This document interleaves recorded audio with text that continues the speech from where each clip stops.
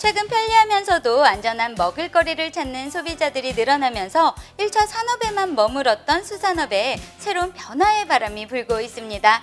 바로 바다에서 건져낸 신선한 해산물을 맛과 향 그대로를 살려 식탁에 옮겨놓는 수산식품 가공 상품들이 늘어나고 있기 때문인데요. 바다에서 원석을 건져 보석으로 만들어 그 부가가치를 높여주고 있는 가공. 이 수산식품 가공을 통해서 기업이촌의 성공 신화를 쓰고 있는 주인공들을 함께 만나볼까요?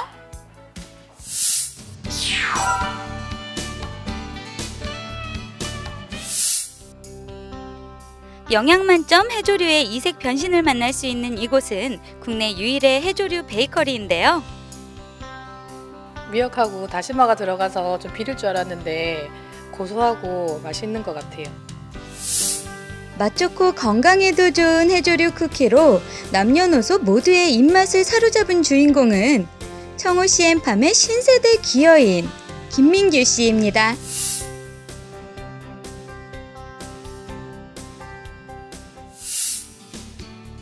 대학 졸업 후 안정된 직장을 택한 또래들과는 달리 해조류 가공에 도전하고 있는 김민규 씨. 그가 남들과 다른 선택을 하게 된 계기에는 아버지의 영향이 큰데요. 청호 CM팜의 대표이자 우리나라 해조류 가공의 1세대인 아버지 김상건 대표는 30년 전 기어에 국내 최초로 미역의 브랜드 개념을 도입하고 각종 명품 인증과 백화점 입점을 일궈낸 7.8기 베테랑 선배 기어인입니다. 처음에는 바쁜 아버지를 돕는다는 생각으로 시작했는데요. 어렸을 때부터 익숙했던 일이라 잘 할 수 있겠다는 자신감도 있었고, 바다에서 따온 미역과 다시마가 아버지의 가공 작업을 통해 제2, 제3의 부가가치를 만들어내는 걸 보면서 더 큰 매력을 느꼈습니다. 저는 기어 전에 식품 잡화 유통업에 종사를 했었어요. 그런데 다른 식품에 비해서 그 미역과 다시마는 1년 내내 납품을 할 수 있다는 장점과 또 꾸준하게 소비가 된다는 것이 이 장점이었죠. 그래서 유통업보다는 가공이 더 미래가 있지 않을까 싶어서 도전을 시작하게 됐습니다. 할 수 있다는 열정만으로 해조류 가공 사업에 도전했던 김상권 대표. 처음에는 그 역시 상품 보는 안목과 건조 기술 부족으로 큰 어려움을 겪었습니다. 그때 당시에는 정말 이루 말할 수가 없었는데 그 첫 번째가 바로 냉동시설과 같은 관리시설이 없었어요. 그러다 보니 좋은 원재료를 샘플 보고 왔는데도 실질적으로 와서 보면은 쓸 수 없는 이런 걸 이제 보게 됐고, 그 다음에 가장 힘들었던 것은 사실 자체를 건조 사실을 모르고 시작을 했기 때문에 힘들었다라고 말씀드리겠어요. 그래 밥은 처리되는 것보다 엄청 스림 많았죠. 7.8기로 버텨낸 지난 1만 시간. 그 시간은 그의 오뚜기 인생에 큰 전환점을 가져왔는데요. 최상급 품질의 제품에 디자인을 덧입힌 고급화 전략과 기어전 유통업에 종사하며 쌓은 시장 정보력을 바탕으로 백화점과 농협에 납품을 시작하면서 제품의 인지도가 올라가고, 시장에 나와 있는 동일한 제품들과는 달리 재래식 방법을 이용해 영양 손실과 화학 첨가제를 줄이는 상품 제조 기술을 개발하면서 매출이 급상승하기 시작했습니다. 이런 노력을 통해 만들어진 제품들은 20여 가지. 특히 신세대 감각을 가진 아들 민규 씨가 함께하면서 이제 청호 CM팜은 단순 가공을 넘어 6차 산업으로까지 그 영역을 넓히고 있는데요. 공장을 신축하고 그 안에 해조류 가공 체험장을 지어 생산과 가공, 그리고 관광을 연계하는 겁니다. 처음 미역 공장을 천막에서 시작했었어요. 30년이 된 지금 대형 냉장, 냉동 창고와 신사옥을 건립을 했으니 꿈을 다 이뤘다 싶고요. 또 아들이 함께 하면서 제가 미처 생각 못했던 새로운 분야에 대해서 배우고 도전할 수 있어서 정말 좋습니다.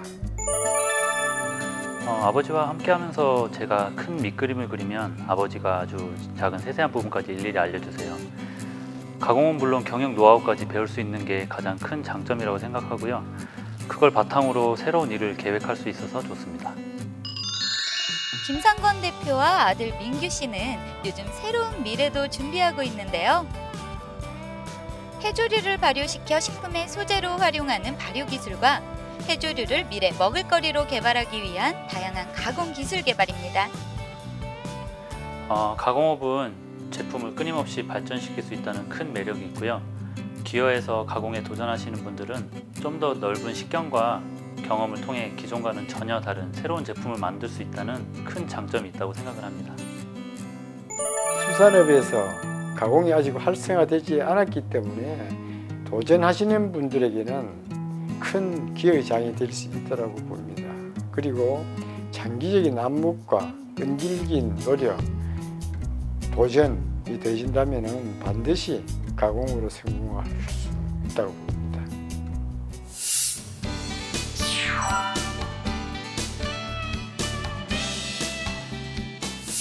천연조미료와 차에서부터 건강식품과 화장품에 이르기까지 해조류의 무한 변신을 만날 수 있는 이곳은 해조류라는 1차 생산물의 바이오 기술을 덧입혀 가공의 범위와 부가가치를 더욱 높이고 있는 두 번째 주인공, 해오름 바이오 김영래 대표의 꿈의 공간입니다.